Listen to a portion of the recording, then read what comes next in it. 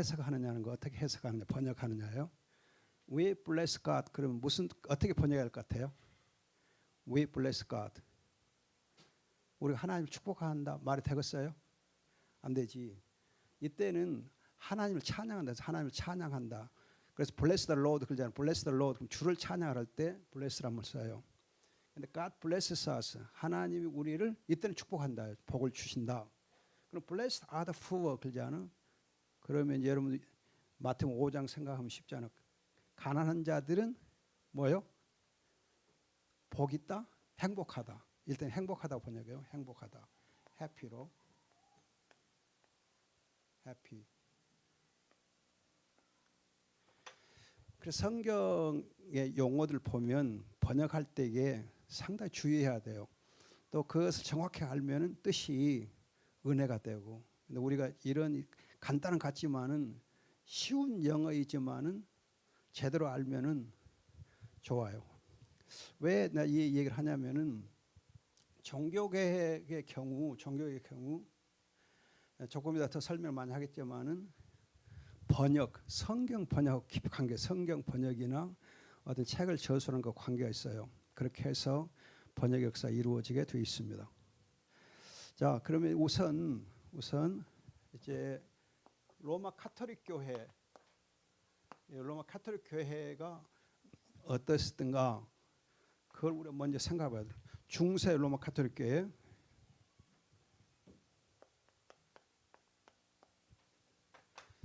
중세 로마 카톨릭 교회는 교황의 무호성, 교황이 무호하다. 그걸 굉장히 강조. 교황이 무호하다. 그러면 여러분들이 교황의 무호성을 강조하는 게 왜 말이 안 되느냐 하면은 로마 카톨릭 교회에서 교황 그럼 첫 번째 교황이 누구예요? 로마 카톨릭 교회에서 자기들이 주장하는 첫 번째 교황, 교회사에서 베드로가 첫 번째 교황이에요. 그럼 베드로 여러분 실수 있었어요, 없었어요? 베드로 실수했어요, 안 했어요? 성령 받기 전에 실수했어요, 안 했어요? 많이 했죠. 그럼 성령 받은 후에는 실수했어요, 안 했어요, 베드로가? 실수했다는 거 어떻게 알아요? 베드로가 실수했다는 거 어떻게 알아요? 바울이 베드로를 엄청 꾸짖었어요. 사도가 되어가지고 그러냐 하고 꾸짖었어요. 그래서 이 베드로가 바울한테 굉장히 면박을 받은 일이 있어요. 면박을 받은 일이. 그걸 보면 교황이어도 성령 첫 번째 교황이었다고 하는 베드로도 성령 충만하고 성령의 권세를 받던 베드로이지만은 실수가 있어요. 그러면 초대 교황으로 알려지는 베드로가 실수했으면 후대 교황들은 실수가 있겠어 없겠어? 당연히 있죠. 그런데 교황 무엇을 얘기해? 교황 무엇을 주장한 거예요? 교황 무엇을 주장하다 보면은 결국은 뭘 이제 가리우게 되냐 하면은 그리스도의 권위 대신에 교황의 권위를 내세우는 거예요. 그럼 생각해보세요. 그리스도의 권위 대신에 교황의 권위를 생각하다 보면 교황의 말이 성경 말씀보다 더 우위에 있게 돼. 성경 말씀은 우위에 있게 돼. 성경 말씀보다도 교황의 칙서라고 그래. 칙서. 교황의 칙서는 이제 교황이 내리는 어떤 법령 또는 교황이 내리는 말씀, 그걸 이제 칙서라고 그러거든요. 디클리라고 그러는데 이거가 이제 성경보다 더 우위에 있게 돼요. 그래서 로마 카톨릭은요, 교황의 말씀만 잘 배우면 돼. 성경을 읽을 필요가 없어요. 교황의 말만 잘 들으면 돼. 교황이 뭐하니까. 그런가 하면은 이 로마 카톨릭 교회는 라틴어 성경, 라틴어가 절대 신성해. 그리고 라틴어는 하나님이 주신 sacred language, 하나님이 주신 divine language 그렇게 생각해요. 그래서 라틴어 이외에는 다른 모든 언어는 그건 하나님 주신 거 아니요. 그럼 여러분 구약의 성경은 뭘로 써졌어요? 무슨 언어로 써졌어요? 히브리어로 써지고 신약의 성경은 헬라어로 써졌거든.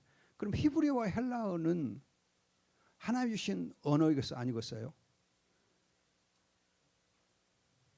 생각해봐. 여러분 라틴어보다도 실제 하나님이 구약성에 쓸 때는 히브리어로, 신약성에 쓸 때는 헬라어로 썼으면은 사실은 이제 라틴어는 히브리어 헬라어 성경을 번역할 때 쓴 용어거든.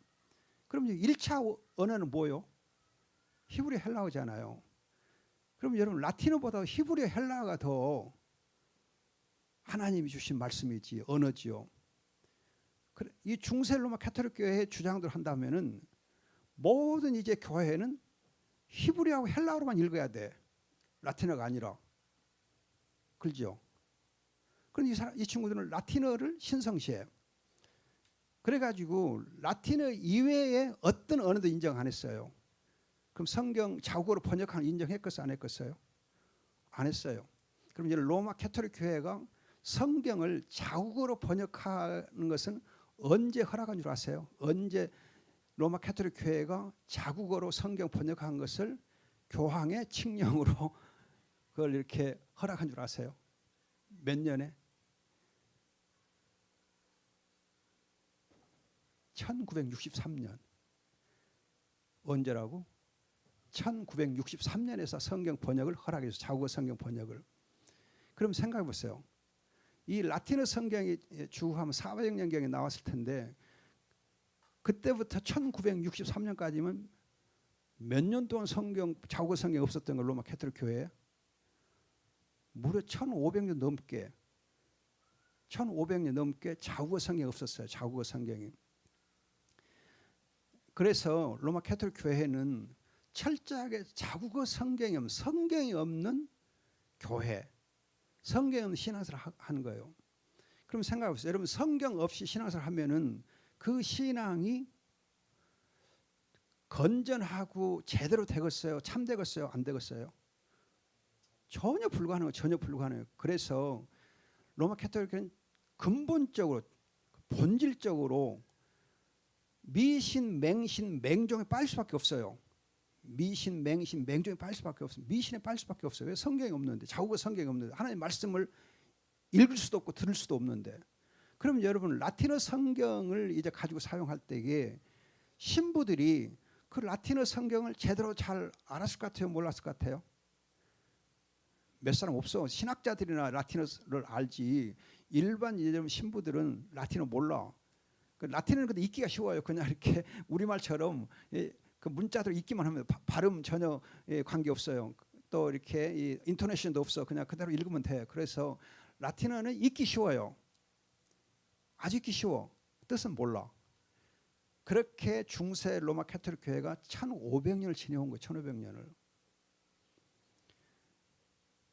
그런가 하면은 사제가 있는 곳에 교회가 있다 그래. 사제가 교회다 그래. 사제가 교회. 사제는 이제 신부와 주교가 교회다 그래요. 그래서 사제가 있는 곳에 교회가 있다 그래. 그리고 이 교회 밖에 outside the priest 그 교회 밖에는 또는 without the priest 그 사제가 없이는 뭐가 없어? 구원이 없어요. 구원이. 그래서 교회 밖에는 구원이 없다는 말을 우리 개신교도 써요. 그런데 캐톨릭이 쓰는 그 말하고 개신교 쓰는 말 전혀 달라요. 왜냐하면 캐톨릭은 사제가 교회예요.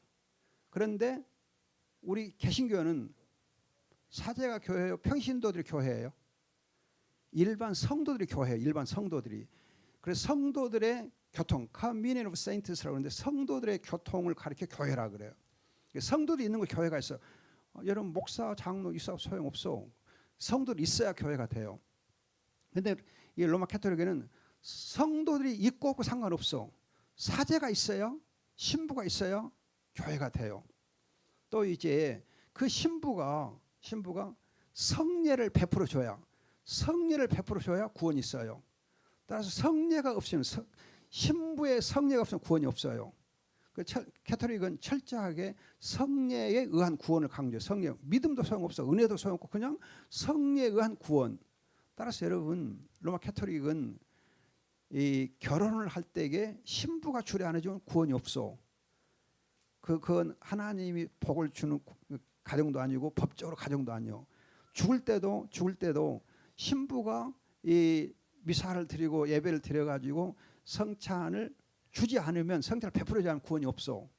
그만큼 철저하게 신부가 있는 교회가 있고 신부의 성례가 있는 곳에 구원이 있다 하는 것이 로마 캐토릭의 가장 큰 신학적인 핵심이에요.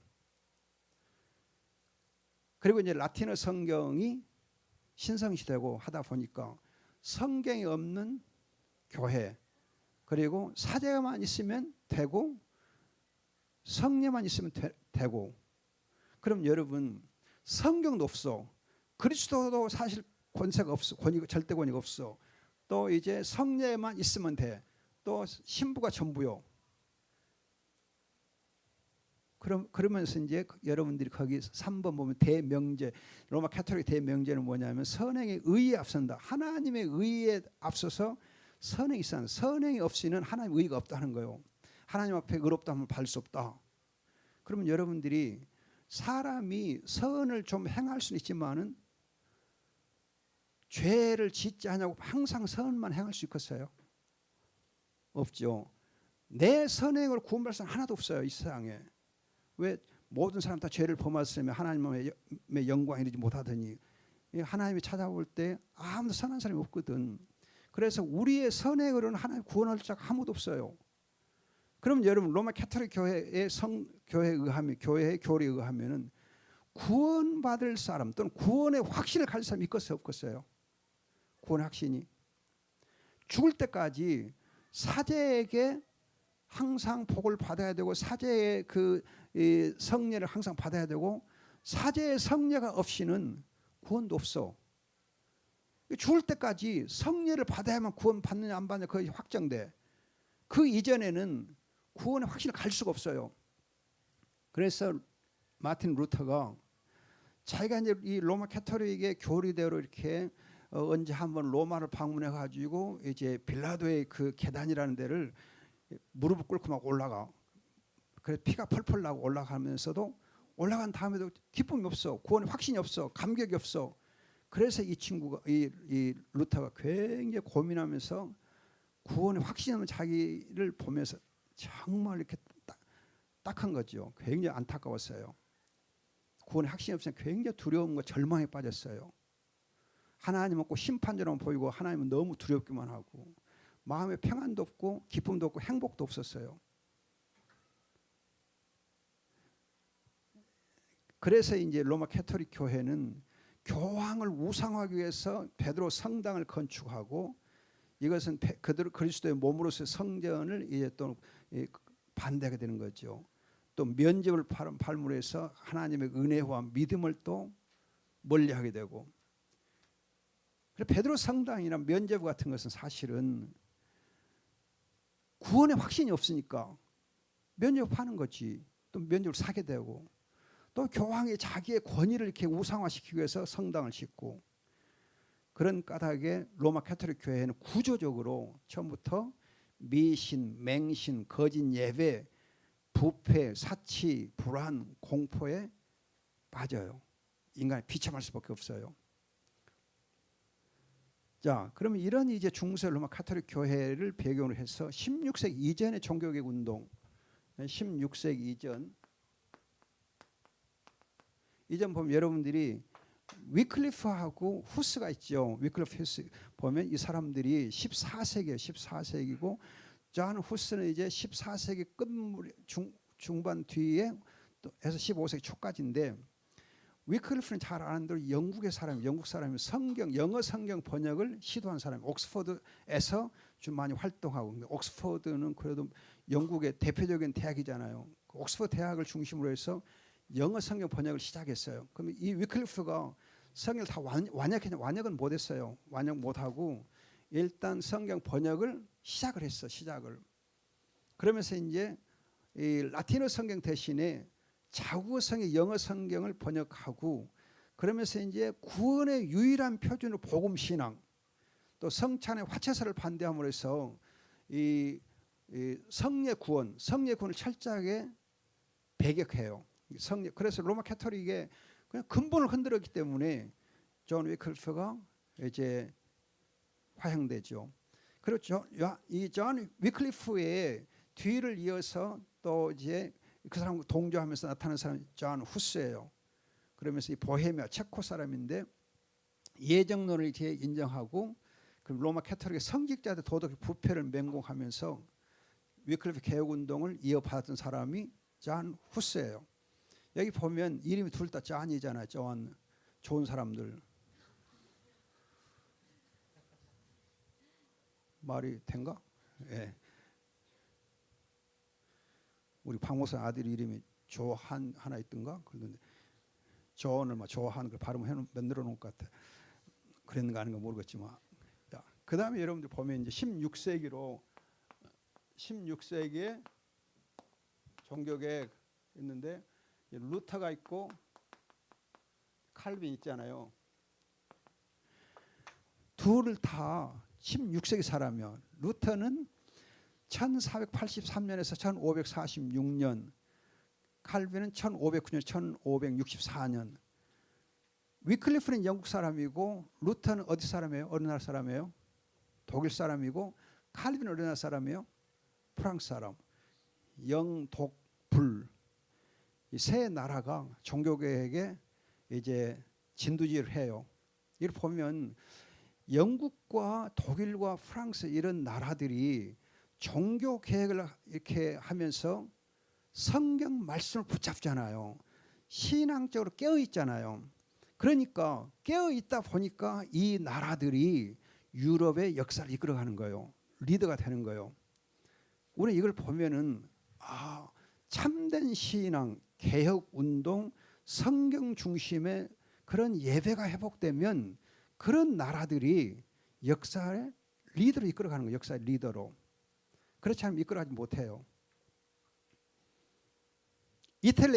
이탈리아는 로마 캐토릭의 중심지이기 때문에 역사의 중심에 서지를 못해요. 관광은 엄청나게 이제 베드로 성당을 통해서 관광은 잘 되죠. 관광. 그러나 여러분 이탈리아 여행 가보세요. 도둑놈들이 너무 많아요. 도둑놈들이. 그냥 눈 뜨고 코베가는 그 동네요.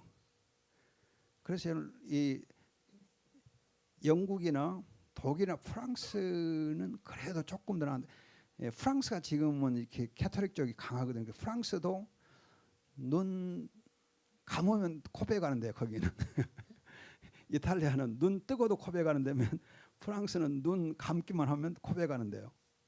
독일은 굉장히 깨끗한 동네고 영국도 안심할 만한 동네거든요. 그런데 이제 이 하나님의 말씀이 없는 곳은 문화적으로나 사회적 정치로 굉장히 후져요. 후져. 자, 루터의 경우는 로마 118장 17절 내가 살아서 주의 행사를 선포하리로다. 그리고 그래서 시편 118편 17절이 루터의 인생의 모토예요. 모토, 좌우명. 이 말씀 붙잡고 종교를 계속 했어요. 그러면서 이제 루터가 종교를 하도록 발단이 되어진 성경 구절은 로마서 1장 16절 17절이에요. 그래서 의인은 믿음으로 살리라. 이 말씀을 보면서 로마 캐토릭은 선행의 의에 앞선다 하는 걸 보면서 그걸 뒤집어 가지고 하나님의 의가 먼저고 선행은 그 다음이라는 거예요. 하나님의 의가 있으면 우리가 구원받는 거고 선행을 구원받는 거 아니다. 그리스도께서 십자가 성취하신 그 하나님의 의가 우리가 믿음으로 그 의를 덧입으면 구원을 얻고 구원 얻고 나면 선행을 하게 돼 있다는 거예요. 선행이 먼저가 아니고 하나님 의가 먼저. 즉 그리스도의 구원 사역, 그리스도가 다 이루신 그 구원 사역을 우리가 믿으면 의의 옷을 입게 되고 의롭다함을 받게 되고 의롭다함을 받게 되면 자연히 선을 행하게 돼 있다는 거예요. 하나님의 자녀니까 선을 행하게 돼 있어요. 우리 선행이 뭐 완벽하지는 않지만 그래도 하나님의 말씀을 따라 살게 돼 있다 하는 거죠. 그럼 여러분들이 거기 보면 이제 이 루터가 언제 종교개혁을 이제 발단이 되게 했느냐 보면 1517년 12월 31일 그랬거든요. 잠깐만.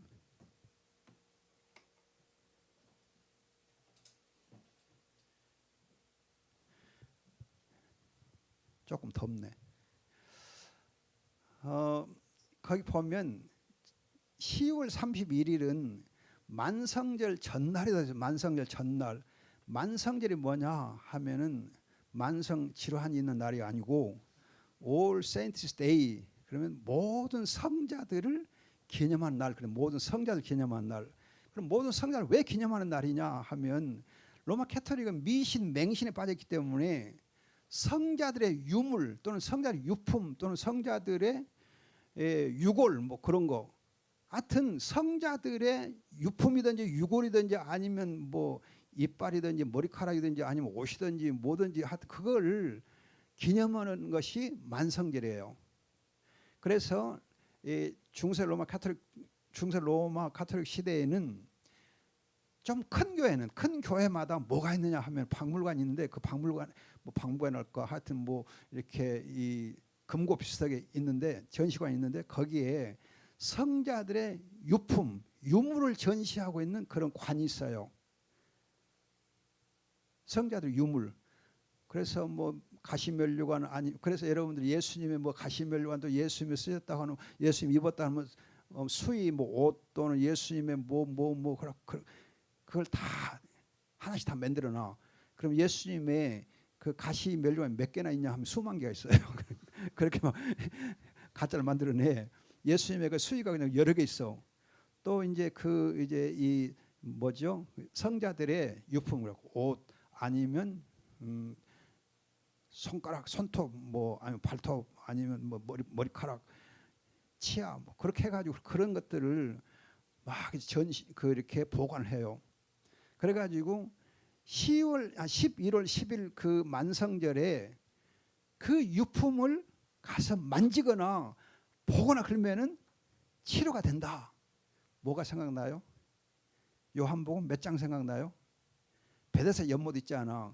예? 물이 동할 때에 먼저 그 물이 동할 때 들어가면 치료된다. 그러니까 그걸 베데스다 연못가에서 사람이 막 기다리잖아.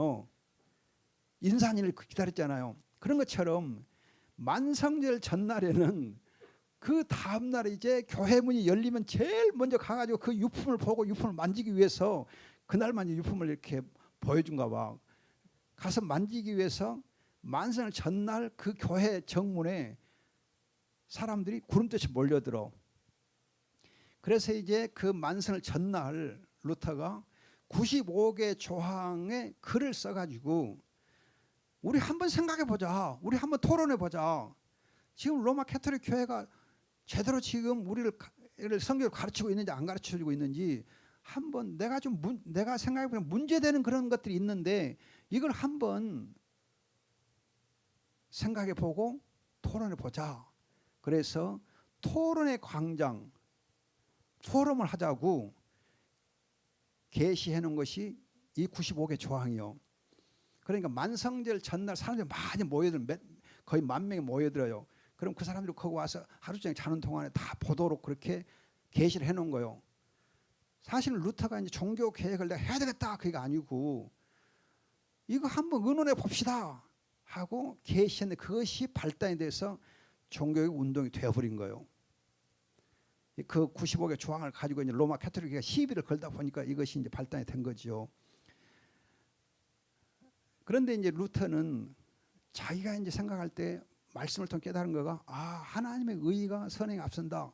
그래서 오직 예수, 오직 은혜, 오직 성경, 오직 복음, 오직 믿음 이런 4대 원리를 성경에서 발견하면서 이시지 교리를 확립해요. 그러나 이제 이런 원리를 이제 발견하고 할 때에 독일어 성경 번역을 통해서 더 이 부분을 확실하게 해요. 확실하게. 또 스스로 이제 이 부분을 더 깊이 깨달아요. 그러면 루터가 독일어 성경을 언제 번역을 시작해서 언제 마무리하냐 하면은 1521년에 번역을 시작해서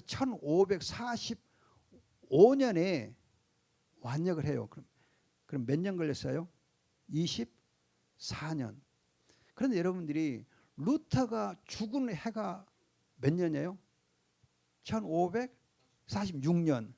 그럼 1545년하고 1546년 몇 년 사이 있어요? 죽을 때까지 루터가 바로 죽기 전까지 해서 이 독일어 성경을 번역을 해내요. 이걸 보면 루터는 자기의 종교적 운동의 가장 핵심적인 사역으로 뭘 생각한 거예요? 성경 번역, 성경 번역. 성경 번역을 통해서 자기 종교를 사실은 이루어 나간 거예요. 이루어 나간 거예요. 그럼 위클리프도 성경 번역에다 포인트를 뒀잖아요. 마틴 루터도 성경 번역에다가 포인트를 두어서 거기서 이제 성경에서 오직 그리스도, 오직 믿음, 오직 은혜만이 우리의 구원을 주셨다. 그 구원을 통해서 우리가 정말 자유와 구원의 확신을 누리며 살 수 있다. 행복할 수 있다 하는 거죠. 그래서 독일어 성경 번역할 때 성령이 성경을 통해서 제시하신다 한다. 성경을 해석한다. 이런 원리들 가지고 합니다.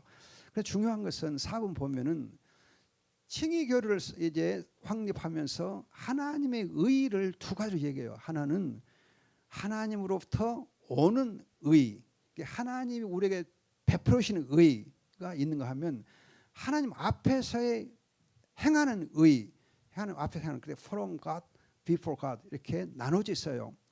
그러니까 우리가 의롭다함 받을 때는 하나님께로부터 의가 주어져서 의롭다함 받는데 의롭다함 받은 사람은 하나님 앞에서 뭘 행해야 돼? 의를 행해야 돼. 의롭다 받은 사람은 의를 행해야 될 의무가 있어요. 그 행하는 게 당연해.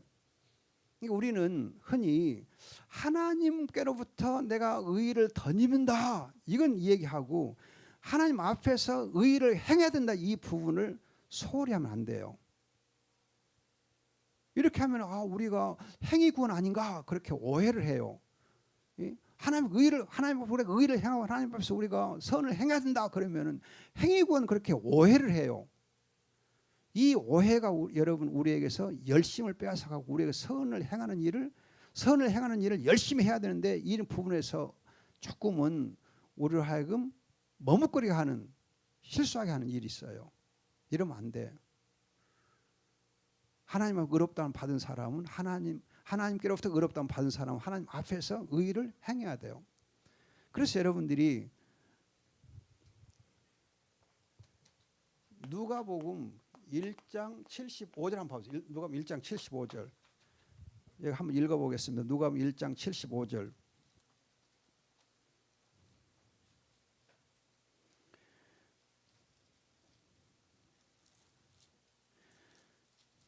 자, 누가복음 1장 75절 보면 우리가 우리 주님 앞에서 평생 동안 거룩함과 의로움으로 섬기게 하였다 그래요. 근데 그 앞에 보면은 이 72절에 우리 조상들을 긍휼히 여기시고 거룩한 언약을 기억하셨다. 하나님이 우리를 긍휼히 여기시고 거룩한 언약을 기억하셔서 우리를 구원하시잖아요. 그러면은 이 하나님의 언약을 아는 사람은 어때야 되느냐? 평생 동안 주님 앞에서 의로움과 거룩함을 섬겨야 돼요. 의롭고 거룩하게 행해야 돼. 내가 의로움과 거룩함을 행하지 아니하면 그 언약은 의미가 없어요. 언약이 아니요. 언약을 자기가 깨는 거예요. 주의해야 돼요. 자, 그리고 이제 사제가 교회다 하는 이 이제 로마 캐토릭의 교회관을 뒤집어 가지고 만인 제사장직, 교회는 성도들의 교통, communion of saints. 그래서 하나님께 직접 죄 고백하고 회개할 수 있다. 그래서 우리가 하나님의 임재 앞에서 하나님 교제할 수 있다. 우리 모든 성도는 하나님의 임재 앞에서 하나님과 교제할 수 있다. 그걸 강조하는 거예요. 이거 최고의 복이지. 최고의 복을. 누구나 다 하나님께 기도할 수 있어요. 누구나 다 하나님께 찬양할 수 있어. 누구나 다 하나님께 회개하고 죄의 용서를 받을 수 있어요. 그러면서 이 성도들이 하나님의 은혜 가운데 서로 교제해. 서로 교제하면 그게 바로 교회고 거기서 우리가 은혜를 누리는 거예요. 근데 루터의 약점이 있어요. 약점이 뭐냐면은 국가교회, 스테이트 처치라고 해서 국가가 교회를 관리해 주는 제도를 만들어 놔요. 그때는 이제 루터가 너무 힘이 없다 보니까 이렇게 큰 농장을 가지고 있는 사람들 그런 이제 부자들을 의지를 해요. 귀족들을 의지해. 그래서 이제 국가 교회 제도를 만들어 놔요. 스테이트 처치. 그래서 독일의 교회는 성도들이 국가에다가 종교세를 내. 종교세를 내면 그 종교세를 가지고 국가가 교회도 지어주고 목사님 사례비도 주고 교회 관리비도 주고 다 관리를 해줘요.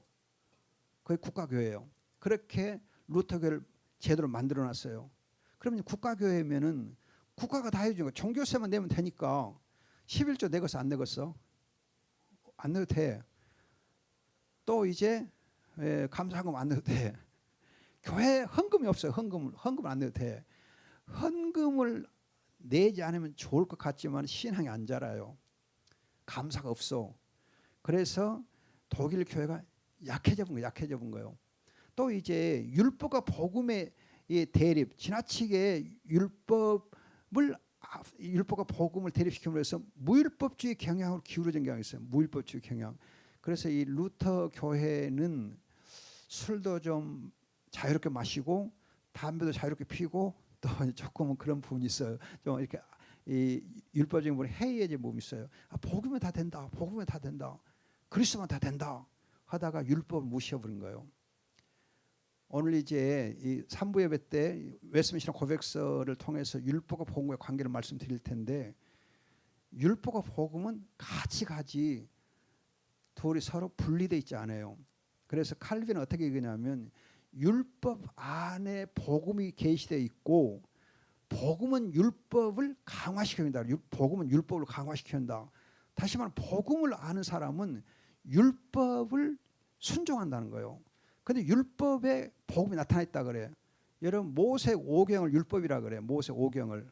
그럼 모세 오경 속에 그리스도가 계시돼 있어요, 없어요? 복음이 나타나 있어요, 없어요?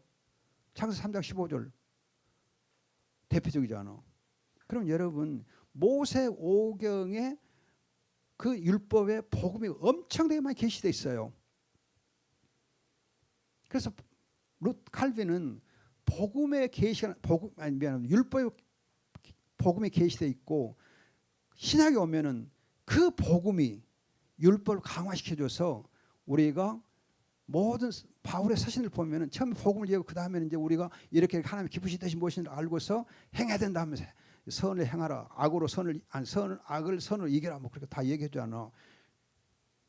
자, 그 다음에 이제 루터의 약점 중 하나는 신학의 체계화가 미흡해요. 성경 번역은 열심히 잘했는데 그거에 이제 너무 찐을 빼서 그랬는지 신학을 체계화하는 그런 작품을 남기지 않아요. 그냥 단편적인 글들을 많이 써. 단편적인 글을 굉장히 많이 썼어요. 그래서 후대 사람들이 그것들을 모아서 이제 루터의 선집을 만들기로 했지만은 스스로 이제 이 책을 저술하는 큰 자기 나름 신학을 정리하는 책은 안 썼어요.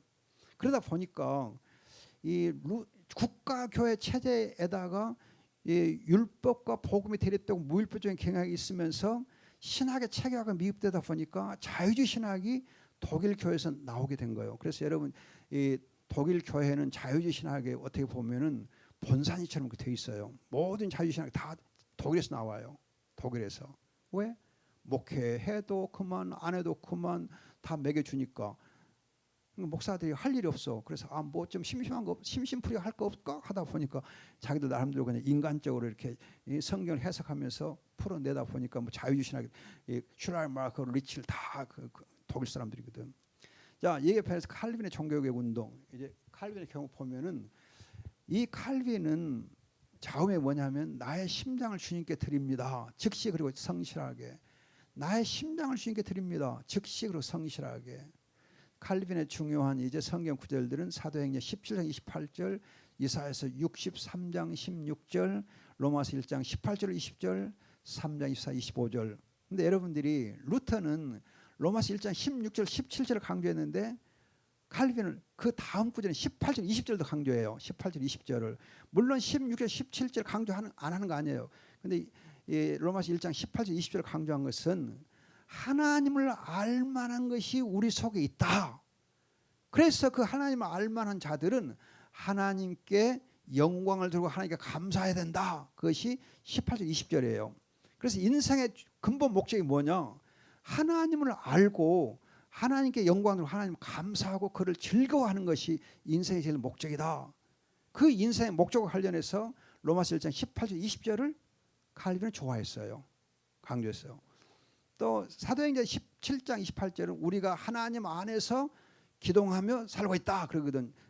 그건 뭐냐면 우리 모든 사람은 다 하나님을 알고 하나님을 힘입어 산다는 거지. 하나님의 사랑을 힘입어 산다는 거지. 하나님이 우리를 돌봐주고 산다는 거죠. 자, 그런가 하면 칼빈은 기독교 강요를 라틴어와 프랑스어로 썼어요. 근데 언제 처음에 썼냐면 1536년에 초판을 출판하고 마지막 최종판은 1559년에 완성해요. 1559년에 거기 써 넣었어요. 1559년에 완성해요. 그럼 몇 년 걸렸어요? 1536년에 첫판되고 1559년에 완성했으니까 23년 걸렸어요. 23년. 처음에 이제 또 준비하고 쭉 하다 보면 24, 5년 걸린 거죠. 그러면 루터는 독일어 성경 번역하는데 24년, 거의 25년 걸렸지 않아? 칼빈은 기독교 강요를 쓰는데 24, 5년 걸리거든요. 루터는 독일의 성경을 통해서 종교개혁을 했다 그러면은 칼빈은 뭘 가지고 했어요? 기독교 강요를 가지고 책을 가지고 책을 조지신학을 체교한 신학을 체교한 그 책 그 자기의 저서를 통해서 어떻게 보면은 종교를 한 거예요. 종교를 한 거예요. 자, 그래서 여러분들이 보면은 신학을 가지고 종교를 한 것이 더 확실한 거예요. 물론 성경 가지고 성경과 신학 이 두 가지를 다 가지고 종교를 하면은 확실하게 되는 거예요. 칼빈은 이제 루터의 4대 개혁 원리에 따르면서 삼위일체 교류라든지 그리스도와의 연합의 이중적 유익, 구원론을 완전 완성한다는 게 하나님에 대한 교리 구원론 완성해요. 그리고 이제 하나님을 아버지로 아는 지식을 강조하고 성경을 아는 지식으로 맹신과 맹조에서 벗어나 그리스도인의 자유와 참 예배를 맛보게 해요. 또 성경이 성경을 해석하고 성령은 성경을 가지고 계시하신다. 그리고 율법과 복음을 균형 있게 강조함으로 해서 이 무율법주의에 빠지지 않게 해요. 그런가 하면 장로교 정치체를 이루어서 프리 처치, 자유교회를 만들어요. 그러므로 해서 교회가 스스로 이제 열심을 내게끔 성도 신앙생활 열심히 하게끔 하는 것이 칼빈의 개혁 운동의 핵심이에요. 포인트예요. 자, 그럼 여러분들이 16세기 이후의 개혁 운동을 보면은 17세기 개혁 운동은 청교도 운동. 여러분들이 이제 이 청교도들 얘기 많이 들었잖아요. 미국으로 건넌 청교도가 있는데 우선 이제 청교도들은 안토니 터큰이라고 하는 사람이 있는데 이 사람은 이제 영국 사람이에요. 영국이고 리차드 팩스도 영국인데 이 사람들이 이제 청교도 운동을 하면서 웨스트민스터 신앙 고백서를 만들어요. 웨스트민스터 신앙 고백서를. 그러면서 이제 경건성의 중요성을 강조해요. 경건성의 중요성. 청교도 운동을 해요. 여기 보면 신앙 고백의 재정과 경건 생활의 실천을 통해서 개혁운동을 이어가요. 개혁운동을 이어가. 이해가 되죠? 예? 신앙 고백이 있어. 그런 신학의 체계화가 돼. 신학의 체계와 경건 생활의 실천을 통해서 청교운동을 해요. 그리고 18세기 개혁운동은 이제 조나단 에드 칼빈주의자 미국 사람입니다. 미국 칼빈주의 부흥운동가고 존 웨슬리 해서 영국의 이제 홀리 클럽을 통해서 메소드 운동을 한 사람이고 감리교를 세운 사람입니다. 이 사람은 루터의 로마서 서문을 읽고 감동받았었고 휘필드라고 하는 이제 대부흥사와 함께 오직 복음 오직 은혜를 선포하는 요한 웨슬리예요. 그래서 이 18세기는 영적 부흥운동으로 이제 영국과 미국에서 개혁 운동이 이어져요. 영적 부운동. 자, 19세기로 와서 보면은 칼빈 신학의 정립이라 했는데 화란했습니다. 아브라함 카이프라고는 이제 아주 대단한 분하고 헤르만 바빙크라고는 또 대단한 이 두 분이 두 분 다 화란 분들입니다. 이분들이 칼빈주의의 조직 신학을 체계화해요. 칼빈주의 조직 신학을 체계화해요. 그러면서 이제 하나님의 절대 주권을 강조한 것이 아브라함 카이프 바빙크예요. 여기서 이제 개혁 신학이 완성되고 신학이 이제 온전하게 정립이 돼요. 더 확실하게 돼요. 그리고 20세기 이제로 오면은 청년 복음 운동 했는데 이건 유럽에서 되어지는데 여러분 잘 아는 로이드 존스가 있고 프란시스 셰퍼가 있어요. 로이드 존스는 여러분들이 이제 성경 주석을 많이 쓰고 설교도 많이 잘한 사람이잖아요. 근데 이 사람이 사실은 뭘 했냐면은 IVF라고 하는 대학생 선교단체를 1935년에 이끌었고 IBF 가지고는 안 되겠다 싶으니까 IFES라고 해서 국제적인 조직을 또 만들어 가지고 이 대학생 청년운동을 한 사람이에요. 대학생 청년운동을. 지금 우리나라도 IBF 들어와 있거든요. 또 IBF에 이제를 본따 가지고 IBF의 영향을 받아 가지고 사실은 만들어진 것이 UBF예요. UBF하고 연결돼 있거든요.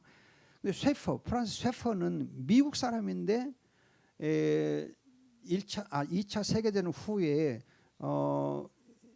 유럽으로 선교사로 간 사람, 유럽 선교사, 미국 사람이 유럽 선교사로 가가지고 가서 보니까는 청년들 1960년대에는 막스주의가 너무 팽창하니까 이제 이런 것들을 염두에 두고 성경적인 사상 운동을 해요. 청년 대학생이고 그것이 라브리 공동체 운동이에요. 이가 1955년에 시작해가 지금까지 쭉 하다가 이분이 돌아가시고 나서 다른 이제 조금은 좀 약해진 거 있지만 아무튼 이 로이 존스와 프란스 셰퍼를 통해서 20세기 개혁 운동은 청년 복음화 운동, 특히 대학생 복음화 운동이 강했어요. 그래서 이분들의 영향을 따라서 한국도 1960년대 70년대에 이제 대학생 선교 운동이 활발했거든요. 굉장히 활발했어요. 지금은 좀 약화됐지만. 자, 그럼 여러분들 여기서 보면은 14세기, 16세기, 17세기, 18세기, 19세기, 20세기 개혁 운동이 어떻게 흘러왔는가? 그 흐름을 보세요. 흐름을 어떻게 흘러왔는가? 또 핵심이 뭔가? 성경과 신학과 경건 생활 이런 것들이거든요. 그러면서 이제 부흥 운동이 있고 그런데 20세기 와서 보면은 청년 복음화 운동으로 개혁 운동이 꽃을 피우고 있어요. 그럼 21세기에는 이 개혁 운동이 어떤 흐름을 따라서 이제 흘러갈 것인가? 여러분 생각이 뭘 것 같아? 이렇게 흘러온 거 보면은 이제 어디로 흘러갈 것 같아? 여러분들이 그냥 지금 열심히 하고 있는 랩넌트 운동으로 이어져 갈 가능성이 많잖아요. 청년 대학생에서 고등학생, 중학생 또 유년유학까지 그 애들이 지금 영적으로 깨어나야 한다는 거죠. 그 애들을 여러분 영적으로 잘 성경과 말씀과 또 그들을 이제 신학적으로도 그들을 잘 훈련시켜야 돼요. 그래서 지금 제가 감사한 것은 우리 이제 이 다락방에 어린 아이들 아동 성경 동화를 쓰는 한 작가가 있어요. 그 작가가 보면 감사하게도 제가 원고를 만들면 항상 저한테 감수를 받아요. 그래서 이 책임 감수를 해줘요. 책임 감수를. 그래서 제 이름 거기다 넣어놓더라고요. 책에 다 있어요. 나영화 교수가 책임 감수했으면 책임 감수자 써놨는데 그 이제 작가는 아무리 쉬운 것 같아도 신학적인 점검을 받을 필요가 있다는 거예요. 신학적인 점검을. 그럼 여러분 어린 아이들일수록 오히려 정확하게 가르쳐줘야 돼요. 정확히 해줘야 돼요. 최근에 이제 감수의 이 책은 부활하신 예수님이 우리 가운데 계신다면 그런 주제로 된 건데 거기에서 중요한 것 중 하나가요. 예수님이 하신 말씀들을 어떻게 인용한 말씀을 표현할 것인가? 우리 성에 처음 낮춤말로 돼 있거든요. 예수님이 제안에 야 이리 오너라 뭐 해라 하고 다 해라 그래요. 근데 여러분 어린 아이들에게는 해라를 가르쳐줘야 되겠어요? 높임말을 가르쳐줘야 되겠어요? 어떤 게 더 교육적이요? 높임말이 교육적이에요. 그래서 참 높임말을 바꾸라 그랬어요. 높임말 바꿔라. 이제 이미 이 성경 자체를 인용할 때는 이 성경도 해야 되지만은 이 성경 자체를 인용하지 않고 그냥 성경을 간접적으로 인용할 경우에는 높임말로 해도 돼요. 높임말로 이렇게 해서 따라오시오. 여러분 이렇게 하시오. 다 높임말로 하도록 했어요. 근데 사실은 생각해 보세요. 제가 늘 주장하는 건데 예수님은 섬기는 자로 왕이 섬기는 자로서 내가 너희를 섬기는 자로 있다. 섬기는 자로 오셨어요. 그럼 섬기는 자로 오셨으면 종으로 오셨으면 높임말을 하겠어요? 낮춤을 하겠어요? 지금 내가 여러분들에게 지금 특강하면서 야 알았냐? 그렇게 하면서 설교를 해봐. 그러면 여러분 기분이 어쩌겠어? 뭐 이런 사람이 다 있어. 목사 맞아? 그럴 거 아니요. 그래 여러분 이렇습니다 하고 높임말을 하니까 여러분들 듣기에 훨씬 좋잖아요. 여러분 유치부에 설교할 때 야 애들아 하고 막 물론 얘들아 할 때도 있지만 그래도 높임말로 설교를 해야 애들이 듣기 좋지. 애들이라서 낮춤말로 하면 안 되거든요. 그래서 높임말로 다 번역을 글을 쓰도록 그렇게 지도해 준 일이 있어요. 작은 까지 엄청난 거예요. 엄청난 거예요. 거기 신학이 있는 거 신학이. 그래서 뭐 이제 제가 책을 한 열 몇 권쯤 이렇게 감수해 줬는데 처음 신학적으로 전부 정확하게 해줬어요. 정확하게. 그리고 이제 이 설명도 이렇게 각주에 붙이고 해가지고 해준 일이 있어요. 제가 무슨 말 하려고 그러냐면요. 우리 이제 렘넌트들에게 높은 수준의 메시지를 가르쳐주고 높은 수준의 성경을 가르쳐줘야지 너무 쉽게 가르치면 안 돼요. 너무 쉽게. 애들이라고 그냥 쉽게 생각하면 안 돼요. 쉽게 가르치면 안 돼요. 좀 수준 높게 가르쳐줘야 서밋이 되는 것이지 수준을 낮춰서 가르쳐서 무슨 서밋이 돼? 안 돼요. 시간이 다 되어서 제가 한마디만 하고 마칠게요. 제가 고등학교를 어디서 다녔냐면 계림동에 있는 광주고등학교를 다녔어요. 몇 년 전에? 50년 훨씬 전에 61년에 입학해서 64년에 졸업했거든. 아득하지. 그때 그런데 영어 시험을 보고 수학 시험을 보면은 100점 만점에 평균이 몇 점이야? 15점이요. 근데 여러분 광주고등학교 그때 학생들이 명문고등학교거든. 공부들 잘했어. 근데 평균이 15점이에요. 15점. 최고점이 항상 한두 사람 한 60점 나오면 최고점이에요. 그럼 그 선생님 그냥 야, 너 잘했다 하고 그냥 엄청나게 칭찬했어요. 그럼 여러분들 선생님이 골탕 먹이려고 그냥 그렇게 해서 빵점짜리 수두룩에 빵점 수두르고 막 그랬어요. 거의 다 막 3분의 2는 막 빵점 그랬어요. 한 20점 맞으면 잘 맞고 그랬어. 그래가지고 평균 15점이었다니까 수학 영어가. 그런데 여러분 그렇게 시험 보고 공부하고 나면은 그걸 다시 이제 그 재검토 그러지 않겠어요. 그걸 다시 이제 리뷰하지. 그러다 보니까는 어렵게 시험 치러 나면은 성적과 실력이 팍팍 올라가요. 팍팍 올라가요. 어렵게 가르쳐 놓으면 그때는 어려운 것 같은데 지내놓고 보면 실력이 막 향상돼. 그래서 명고작 되는 거예요. 그때 제가 그렇게 공부를 했기 때문에 나중에 공부하는데 훨씬 도움이 많이 됐던 걸 지금 기억해요. 여러분들이 지금 우리 렘넌트 운동할 때 이게 너무 쉽게 가르치지 마세요. 우리 학생들 쉽게 가르치지 마세요. 어렵게 연구해서 신학도 연구하고 여러분 연구해서 가르쳐야 돼요. 최고의 수준으로 여러분들이 렘넌트를 해야 돼요. 그래야 서밋이 되는 거예요. 그거 없이는 여러분 안 돼. 그래서 여러분들이 지금 이 종교 500주년을 맞이하면서 우리가 지금 어느 흐름을 타고 있는가, 우리 흐름을 얼마나 제대로 잘 타고 있는가, 이 흐름을 어떻게 우리 것을 더 잘 만들 것인가, 어떻게 더 좋은 열매를 맺고 꽃을 피울 것인가, 여러분들의 책임이에요. 잘 누리시길 바랍니다. 자, 기도하겠습니다. 좋으신 아버지 감사하며 주님께서 우리 귀한 청년 대학부 학생 회원들이 정말 이 종교계 500주년 역사적 의의를 알고 최선을 다해서 렘넌트를 이어가도록 복을 주옵소서.